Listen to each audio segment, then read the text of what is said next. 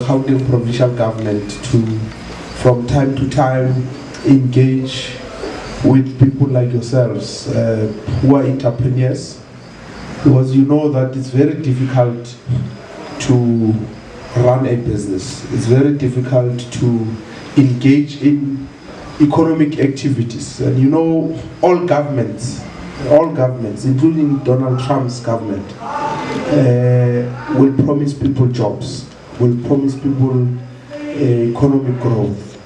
But governments don't necessarily create jobs. They create conducive environment. So government needs entrepreneurs and it needs business people for it to achieve its objectives. So for us to engage with yourselves, it's not a favor, it's not an act of charity.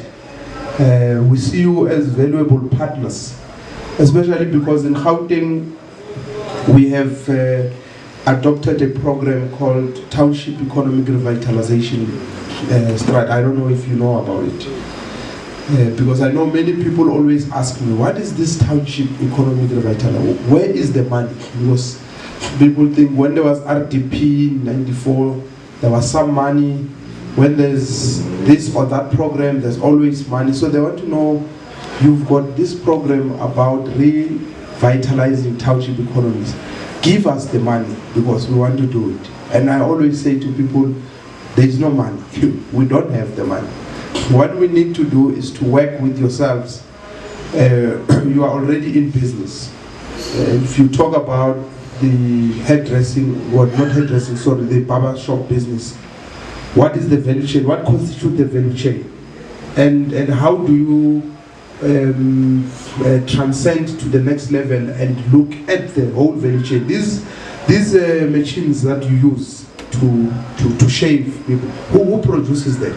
And that's what we want our people to start thinking about. And don't just be comfortable with the fact that you've got a barber shop, you've got other branches. It's good. In fact, when you expand and you start inventing your own machines, you start innovating, you start researching, you also start dealing with the technology to start saying, how can we develop an advanced machine that can do things that this machine. So those are the things we say we want to see our people doing, because it's not enough to own shop and sell whatever that you sell.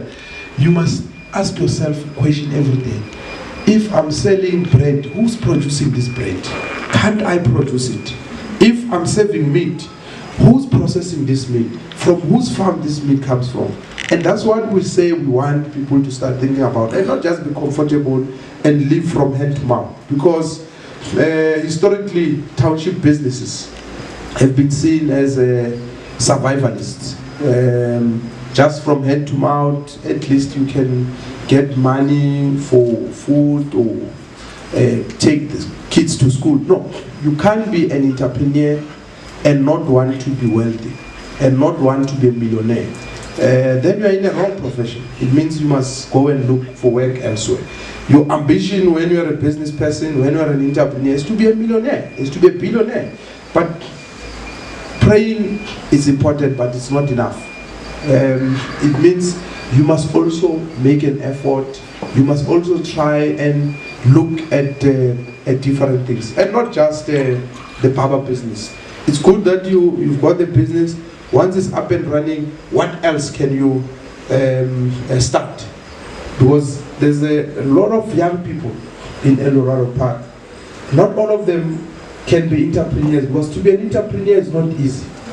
And I always tell people who complain that, no, we don't have money for this and that, and I say, I sympathize, I understand, because one of the biggest problems facing all entrepreneurs, and I'm sure including yourselves who are already operating, is money. Because you can innovate, you can have ideas, but if you don't have money to finance those ideas, they will never see the light of day. And that is why you must always think about how to make money and how to be credit worthy. Because I always say when you're in business, you must be credit worthy. because then the banks can give you money because they see that you credit worthy. But over and above that, why can't you have your own bank here in Eldorado Park? As business people, all of you combined here, why can't you start what we call a cooperative finance institution, where you, and it's easier than to open a commercial bank. So where you put money together, contribute, and it can be 20,000 a month, 30, whatever.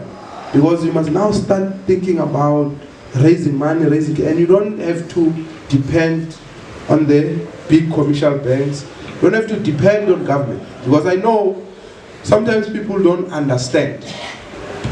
How is it possible that government doesn't have money to help us when we always read about these billions, millions, and all that?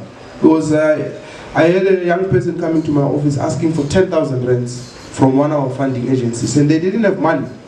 And he said to me, how is it possible that government can't have 10,000 rands? It can't be possible unless you don't want to help us. And my question to him was, no, we have the 10,000. The only problem is that there's probably 100 other people who want 10,000. And probably 99 came before you. So who do we give first? On what basis?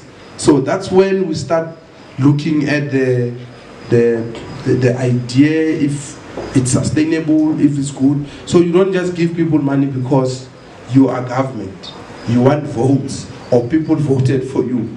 That's not sustainable. You want to be bankrupt. But you're also not going to build the economy. Because like I've said, that all the things that government says it must do, they will not happen if there are no entrepreneurial activities, if there are no economic activities. So for us, your success is important, because if you succeed, when you create jobs, under the whatever conditions, as people work, they are not going to start looking at government, start complaining. So it's good for us. So that's why we want you to succeed, to create jobs, because the jobs that you create, we will leave them and say, you see, you are now working, we have created jobs. But we must create a conducive environment. We must work with you. But we are also not naive, because government itself has resources. We consume things on a daily basis in government. In the Department of Health, for instance, we spend about 1 billion rands every year just buying food. In the Department of Education, we feed about 1 million kids every day. Throughout the year, we spend another billion. We give people tenders, but the question is, where do they get this food? Because they go back to big white-owned companies, because we don't have our own. So these are type of things we're saying, yes, we must give our people opportunities, but we shouldn't, we shouldn't perpetuate poverty.